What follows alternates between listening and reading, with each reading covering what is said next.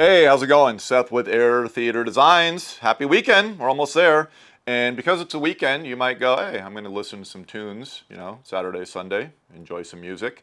And you might be doing that with Sonos. Well, today we're here to talk about Sonos and their new app that they released and kind of how flubbery it was. And there's some issues that people have been having. So we want to talk about it and hopefully get you rocking so you're not without tunes. Who would hate that, right? So, sometimes in life there is a bad product release or a bad app release. So we've seen a few back in the day. If you ever worked for Sears, I worked for Sears for a little bit.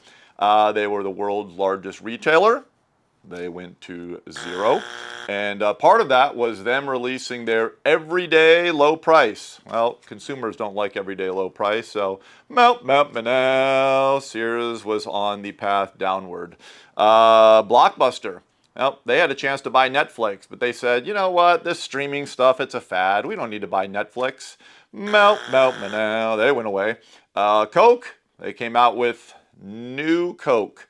Not a great idea, so they abandoned that quickly. So fortunately, they didn't go out of business. But there's a lot of bad ideas. Well, Sonos came with their app, very buggy, and there were all kinds of things that didn't work. Favorites didn't work, sleep timers didn't work, rooms didn't work, volume dropped all the way down, all kinds of stuff. Well, they've been fixing a lot of that stuff, which we're very happy about, and we still love Sonos, still selling Sonos. But there are some things that you might come across where some of our tips may help. Now, we did a video a couple of years ago, and we think it's a great video.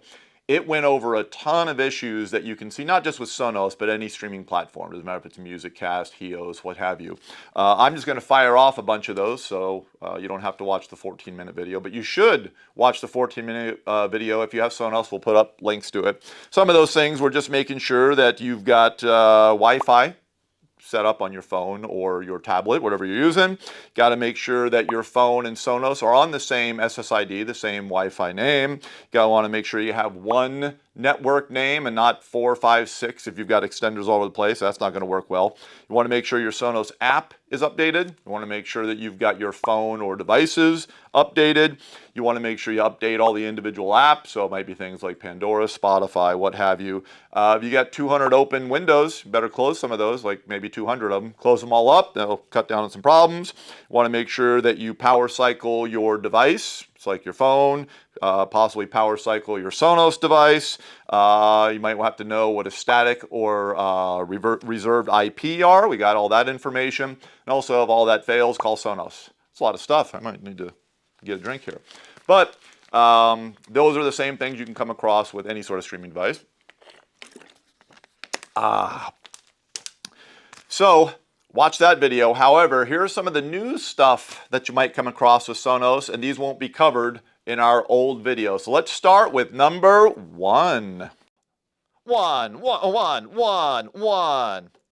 All right, you see the no products found. That's kind of the, the Sonos screen of death, wouldn't you say? No products found. Well, that's not a problem. What you do is you will see a button on here. We'll give you a little screenshot. It says go to System Settings. Once you push that, you're going to see something else that comes up. Join this system. When you push that, it'll bring up your local system. Bing, bang, boom. Back in business. That was easy, but don't get frightened if you see no products found. Go to System Settings, join the system, you're good. Let's hit now on one that's a little bit more difficult. Number two. All right, this is the old Sonos endless system loop. A little frustrating. We see this a lot with older Sonos systems when there are newer components in the mix. So you might go to use Sonos and you might see something that says, hey, you got to update to S2, which was a newer app, and now they're not calling it S2, they're just calling it Sonos. But you have to update to S2, so you push update to S2. Then it says, oh, can't do that, update this. Okay, push that. Update to S2. Thought I just did that. All right, push this. And you'll do that loop back and forth, and I'll just tell you, it's never going to work. So if that happens, there's a couple things that you want to try. One is try just closing out the app, re-add it, see if that works. If that doesn't work, try defaulting or factory defaulting the Sonos device that's having the issue. So you might factory default it, then try to add it, then it may work. That doesn't work, try deleting your Sonos app And when you re-add it, you may then see it as a system that you can join. Join the system, then you might be good. That doesn't work. You're getting a little frustrated now, but understandable.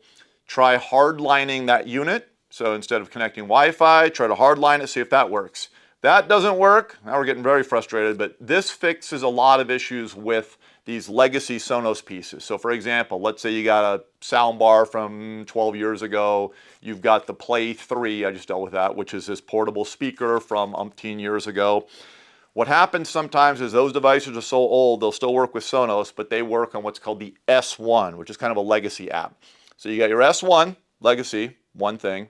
Then you got all your new stuff, and let's say you got 12 devices. Well, what happens is the new devices have to all be unplugged from the power for the ancient device to be able to see the new S1 app. So normally this comes up if, let's say, somebody gives you a Sonos speaker. Hey, I just got this new Sonos speaker. I've had this thing for 10 years. Here you go. All right, cool. You try to set it up. If it's legacy, you might run into that loop. And that's where you need to do that, unplug all the existing newer devices. Then the app can go, oh, okay, this is the old device, and then you're good to go. But that's kind of a last resort, but that will take care of the Sonos endless loop. All right, now we'll talk about number 3. All right, so Sonos is now a cloud-based system. And what that means is you might have a Sonos setup at home, and then you have some Sonos components at work. Well, typically when you went home and to work, you would see each individual setup in your app. Well, now you might have, if you go from work to home and you try to use Sonos, hey, what's up? Why are my components not here? There's an easy fix to that. So if you don't see that, you've got systems in different areas, you're going to hit the settings cog in your app. You're then going to hit manage. There's then going to be something that comes up. We'll pop up a screenshot here.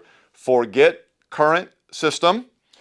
Once you do that, you should then see the local system. So what might happen is you see the setup from work when you're at home. That's not what you want. So when you go forget that system, it goes, all right, let me see where I'm at. Then it'll bring up your system at home. Good to go, rocking. All right, let's talk about number 1, 2, 3, 4. Multitasking. Don't do it. So we like to multitask in our everyday lives. We got a lot of stuff going on. Sonos, though, I don't know, it's got an IQ of 46 or something.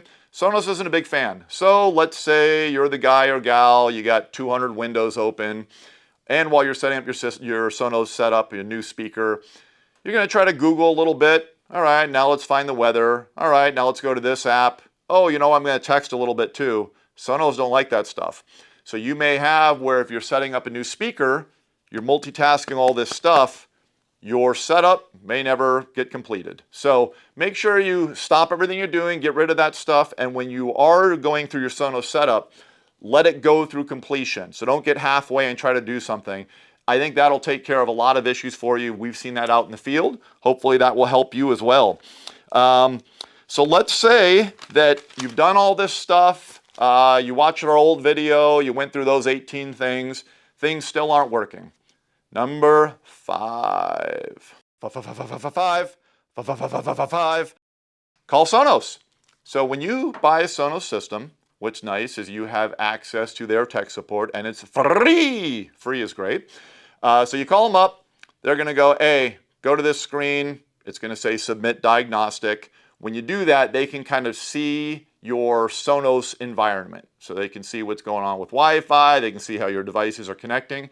We've had some tricky installs in the past where that's really helped us out, where things that might not have been intuitive, they can go, oh, we're seeing a lot of noise over here. What's in that area? Oh yeah, it's funky electrical. Or yeah, we're seeing that the subwoofer is too far from the Sonos amp. It needs to be closer. And those things, you wouldn't be able to tell that just from the app or from Wi-Fi settings that are on site. So call Sonos. They can take you through a lot of this stuff.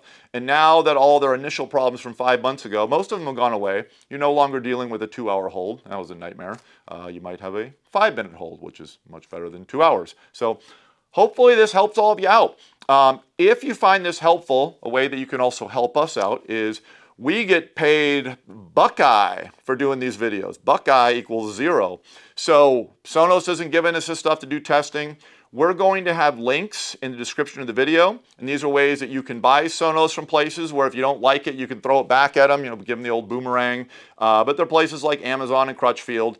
Price is the same, but if you click on those links, it helps give us a couple bucks, and we might be able to, I don't know, go out to lunch. It'd be kind of nice. Yeah. Want to go out to lunch, Mark? Yes. You could help Mark eat. Basically help an audio video guy get calories for just pennies a day. You can do it through our links. That would be very helpful. Thanks for stopping by. Have a great weekend. We'll see you soon. Have a good day.